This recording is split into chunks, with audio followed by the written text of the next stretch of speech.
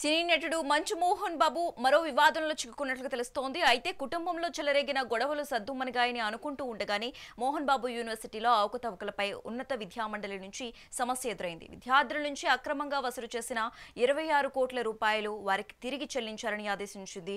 MBU గుర్తింపు రద్దుకు కూడా సిఫార్సు చేసింది. కాగా తిరుపతికి సమీపంలోని రంగంపేట వద్ద ఉన్న మోహన్ బాబు యూనివర్సిటీపై విద్యార్థుల తల్లిదండ్రుల కమిటీ ఫిర్యాదు చేసింది. ఈ నేపథ్యంలో ఉన్నత విద్యామండలి స్పందించింది. ముగ్గురు సభ్యుల కమిషన్ జరిపిన విచారణలో హాజరు తక్కువగా ఉందని, విద్యార్థుల నుంచి అదనంగా డబ్బులు వసూలు చేయడం వంటి ఆరోపణలపై 15 లక్షల రూపాయలు జరిమానా విధించింది. అయితే దీంతో మోహన్ బాబు విశ్వవిద్యాలయం ఆ సొమ్ము చెల్లించింది. విద్యార్థుల నుంచి అదనంగా వసూలు చేసిన 26 కోట్ల 17 లక్షల 52,872 రూపాయలు తిరిగి చెల్లించారని గత నెల 17వ తేదీన ఉన్నత విద్యా నియంత్రణ పర్యవేక్షణ కమిషన్ ఆదేశాలు జారీ చేసింది. యూనివర్సిటీ నిబంధనలకు వ్యతిరేకంగా పనిచేస్తున్న ఎంబీయూ గుర్తింపును రద్దు చేసుకోవడంతో పాటు అలాగే యూజీసీ, ఏఐసిటిఈ, అలాగే PCI, ICR, MCA, HP health care professional కౌన్సిల్కు కూడా సిఫార్సు చేసింది. బిల్డింగ్, ట్యూషన్ ఫీజుతో పాటు ఇతర అనేక రకాల పేర్లతో హాస్టల్లో లేకుండా వారి నుంచి ఫీజులు వసూలు చేస్తున్నారని ఫిర్యాదులో ప్రస్తావించారని సమాచారం. అయితే ఈ ఫిర్యాదుల నేపథ్యంలోనే ఉన్నత విద్యా కమిషన్ ముగ్గురు సభ్యుల కమిటీ విచారణ జరిపి నివేదిక ఇచ్చింది. దీనిపై మోహన్ బాబు విశ్వవిద్యాలయం హైకోర్టును ఆశ్రయించినట్లుగా తెలుస్తోంది. ఈ పరిస్థితుల్లో ఉన్నత న్యాయస్థానం గత నెల 26వ తేదీన తాత్కాలిక స్టే విధిస్తూ తదుపరి విచారణ ఈ నెల 14కి వాయిదా వేసినట్లు తెలిపింది. సినీ నటుడు మంచు మోహన్ బాబు మరో వివాదంలో చిక్కుకున్నట్లు తెలుస్తోంది. ఇక ఇదే అంశానికి సంబంధించి మనతో పాటు డిస్కస్ చేయడానికి ఏఎస్ఎఫ్ ఎస్వి యూనివర్సిటీ ఇన్ఛార్జ్ చిన్నా గారు ఇప్పుడు మనతో పాటు జూమ్ లైవ్ లో అందుబాటులో ఉన్నారు. నమస్తే అండి, గుడ్ మార్నింగ్. నమస్తే, గుడ్ మార్నింగ్ మేడం.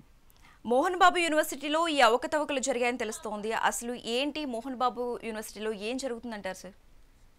మేడం, గత 3 సంవత్సరాల క్రితమే మోహన్ బాబు యూనివర్సిటీలో ఉండేటువంటి అరాచకాలు, ఏ విధంగా ఆయన ఫీజులు వసూలు చేస్తున్నాడు, అసలు ఫీజు స్ట్రక్చర్ గవర్నమెంట్ ఏ విధంగా ఉంది, ఆయన ఏ విధంగా వసూలు చేస్తున్నాడు అని చెప్పేసి, ఎక్కువ వసూలు చేస్తున్నాడు అని చెప్పేసి విద్యార్థుల తల్లిదండ్రులనే మా దగ్గరకు వచ్చి కంప్లైంట్ చేశారు మేడం.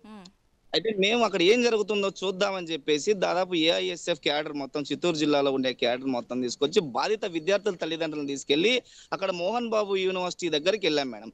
వెళ్తే ఎందుకు ఇంత ఫీజులు పెంచుతున్నారు, అసలు ఏం పరిస్థితి అని యూనివర్సిటీ వీసీని బయటికి రమ్మని ఒకసారి మాట్లాడాలంటే అక్కడ ఉండేటువంటి బౌన్సర్లు అసలు మీరు ఎవరితో మాట్లాడడానికి వీల్లేదని చెప్పేసి మా మీద దాడి చేశారు మేడం.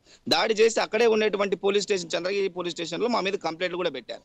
అయితే మేము ఆ రోజే అనుకున్నాం, అసలు యాక్చువల్ ఫీజు ఎంత ఉంది అని అడగడానికి వెళ్తేనే వీళ్ళు బౌన్సర్ల చేత కొట్టిస్తున్నారే, అసలు ఏం జరుగుతుంది యూనివర్సిటీలో అని చెప్పేసి మేము వెళ్తే అక్కడ ప్రతి విద్యార్థులకు మోహన్ మంత్ర అనే పేరుతోన, అదే విధంగా ఫీజు ఒక స్ట్రక్చర్ ఉంటుంది, రోజు ఏదో ఒక పేరుతోన ఫీజులు దోపిడీ జరుగుతూనే ఉంది. ఎగ్జామ్ ఫీజులు ఒక రకంగా ఉంటాయి, గవర్నమెంట్ ఫీజులు ఒక రకంగా ఉంటాయి, ఆయన పెంచుకునే ఫీజులు ఒక రకంగా ఉంటాయి, హాస్టల్ ఫీజులు ఒక రకంగా ఉంటాయి. ఎందుకు ఈ అరాచకం జరుగుతుందని చెప్పేసి మేమంతా ఆయన ఎంక్వైరీ చేసి ఆయన మీద దశల వారి ఉద్యమంలో భాగంగా మొత్తం తిరుపతి జిల్లా వ్యాప్తంగా 3 సంవత్సరాల క్రితం ఆయన మీద ఉద్యమాలు చేస్తానే ఉన్నాం. అప్పట్లో ఉండేటువంటి గవర్నమెంట్ ఏదైతే ఉందో వైఎస్ఆర్సీపీ గవర్నమెంట్, ఆ గవర్నమెంట్ లో ఉండేటువంటి గవర్నమెంట్ లో కూడా విద్యాశాఖ కంప్లైంట్ చేశాం, ఆప్సీ కంప్లైంట్ చేశాం, అదే విధంగా అక్కడ ఉండేటువంటి లోకల్ చంద్రగిరి ప్రజాప్రతినిధి చెవిరెడ్డి భాస్కర్ రెడ్డి గారికి కూడా కంప్లైంట్ చేశాం. అయితే ఎవ్వరూ స్పందించట్లేదు.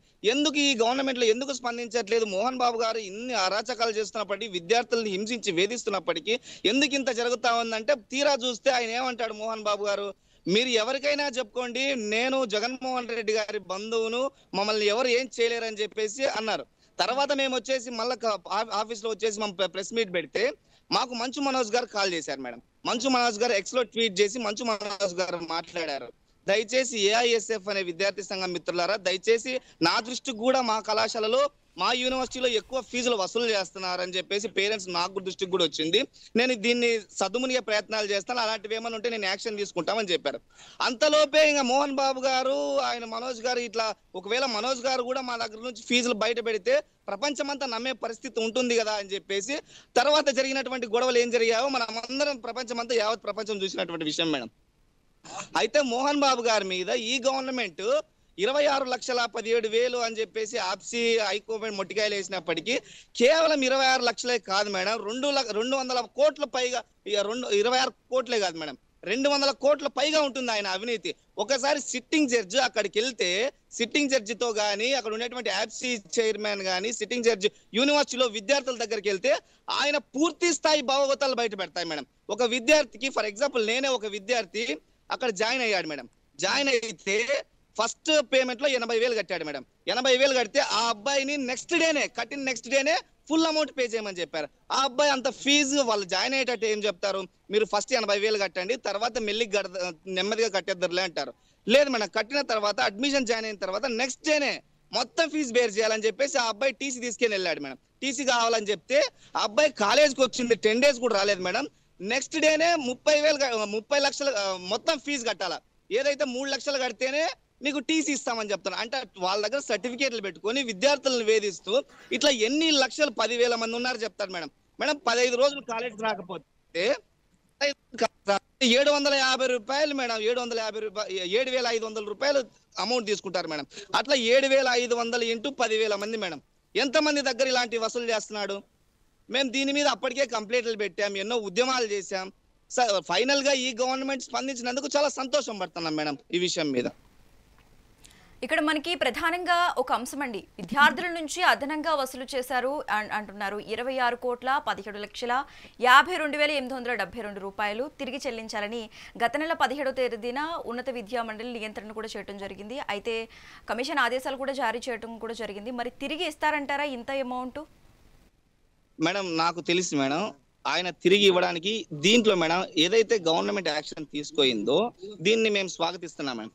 కాకపోతే ఇన్వాల్వ్ అయ్యేసి మళ్ళా దీన్ని మధ్యలో ఎక్కడైనా చేస్తారనేటువంటి ఉద్దేశం మాకు కూడా కలుగుతుంది మేడం. ఎందుకంటే ఆయన మీద గతంలో ఎన్నో సార్లు కంప్లైంట్లు ఇచ్చాం, ఆయన తిరిగి ఇస్తాడనేటువంటి మాకైతే అనిపించట్లేదు. ఎందుకంటే మనకి ఎవరైతే గవర్నమెంట్ హైకోర్టు మొట్టికాయలు వేసిందో హైకోర్టు ఆయన డబ్బులు ఇస్తాడని మనం ఏ విధంగా నమ్ముతాం మేడం? అప్పుడు ఎప్పుడో కాలేజ్ అయిపోయింటుంది మేడం. స్టూడెంట్స్ ని వాళ్ళు కడితేనే వాళ్ళు ఆల్రెడీ కట్టేసి ఉంటారు మేడం. వీళ్ళు ఇప్పుడు ఏం చెప్తారు, ఖచ్చితంగా మళ్ళీ వీళ్ళు ఒక స్టాండ్ తీసుకొస్తారు, ఏమని స్టూడెంట్స్ వాళ్ళు ఇష్టపూర్వకంగా కట్టారు, మేమేం చేసేదని చెప్పేసి ఈయన కూడా హైకోర్టుకి వెళ్ళేటువంటి పరిస్థితులు కూడా ఉన్నాయి మేడం. నాకు తెలిసి ఈ పాటికే వెళ్ళింటారు కూడా మేడం.